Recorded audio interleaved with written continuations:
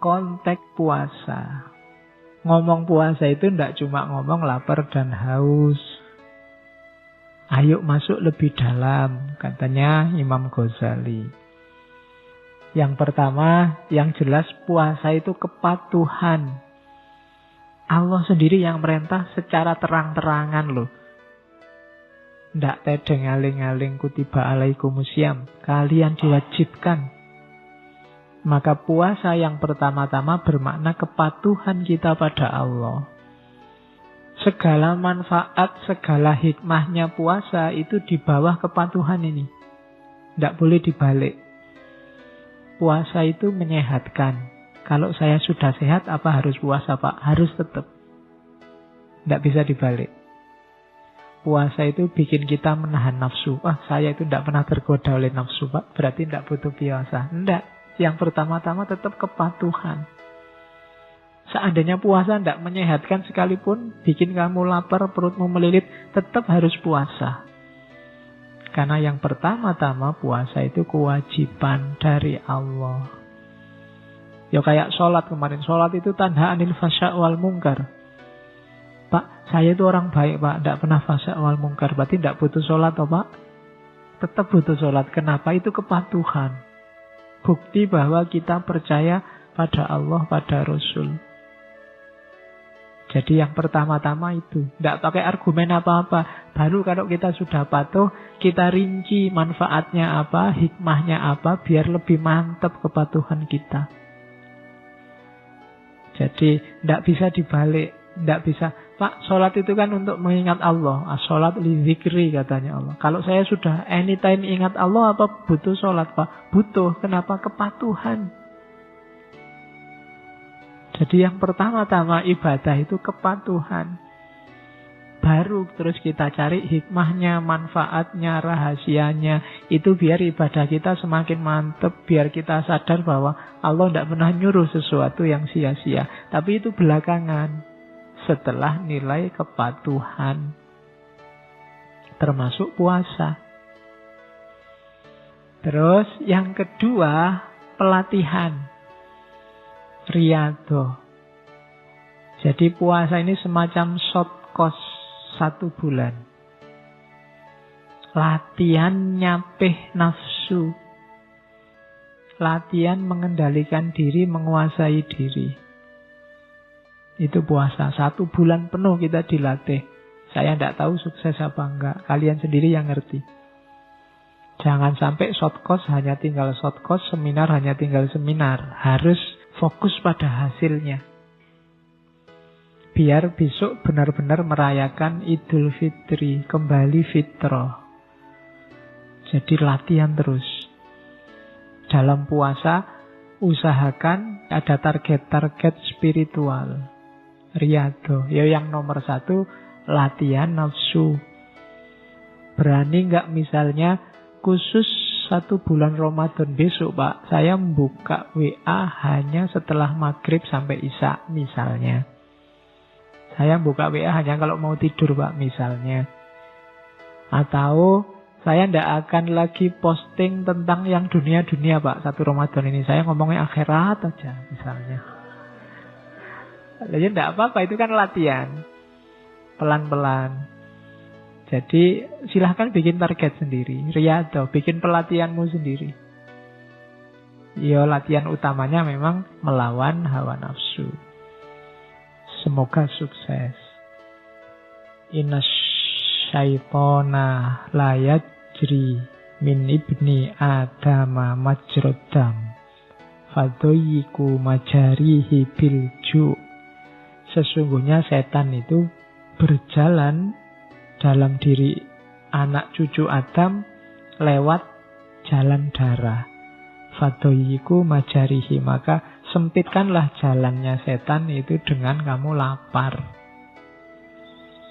Ya paling enggak secara lahiriah, rasional itu kalau kamu lapar kan kamu nggak mikir neko-neko, yang kamu pikir makanan dok. Begitu kamu kenyang baru mikir aneh-aneh. Itu paling gampang logikanya itu. Jadi sempitkan jalannya. Sempitkan kan bukan berarti hilangkan. Masih ada setan bisa masuk. Cuma sekarang sempit karena kamu cuma mikir makanan. ketika kamu sedang lapar. Ngatasinya kan gampang kalau cuma makanan. Kalau makan kan gak neko-neko lah. Tapi kalau mikir yang lain itu kadang-kadang bahaya. Itu mungkin maunya hadis itu.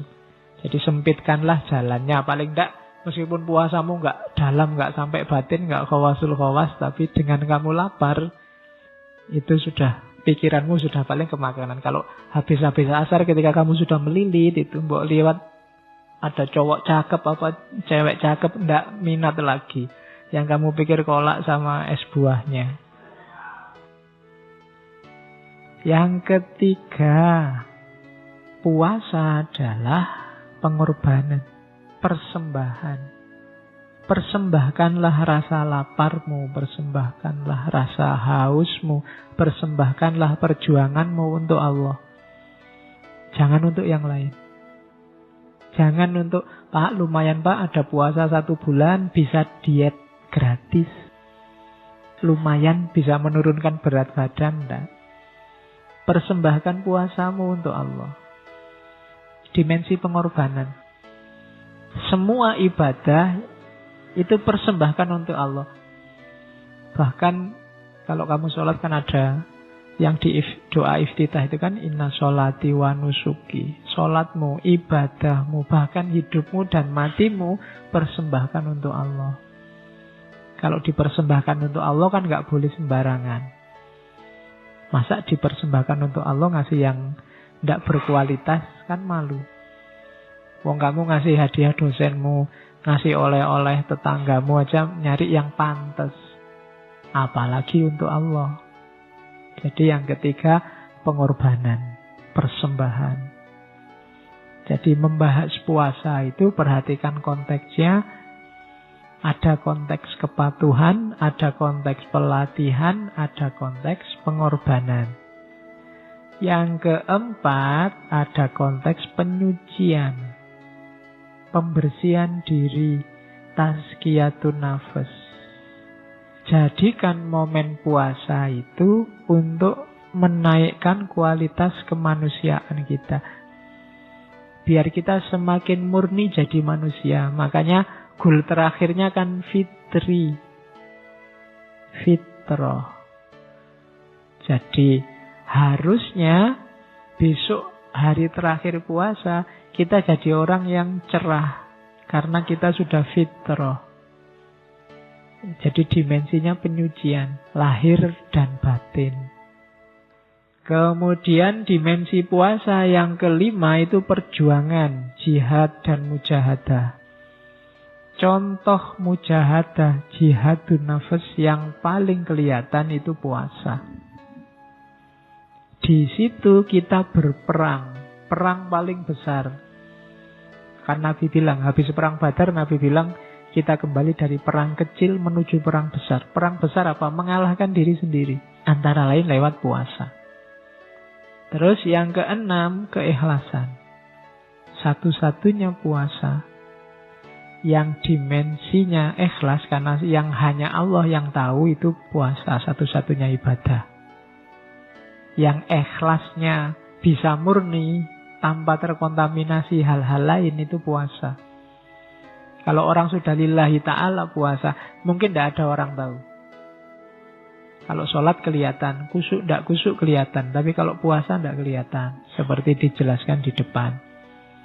Terus yang terakhir, baru puasa itu bisa masuk ke level hikmah dan iktibar. Kalau ada orang bahas puasa dari segi kesehatan, itu level hikmah dan iktibar. Puasa dari segi harmoni sosial, itu level hikmah dan iktibar. Dari puasa kita bisa mengambil pelajaran apa? Itu hikmah dan iktibar. Dari puasa kita peka secara sosial, itu hikmah dan iktibar. Level terakhir dari puasa. Jadi ternyata puasa konteksnya banyak, dimensinya banyak. Otomatis manfaat dan dampaknya juga banyak.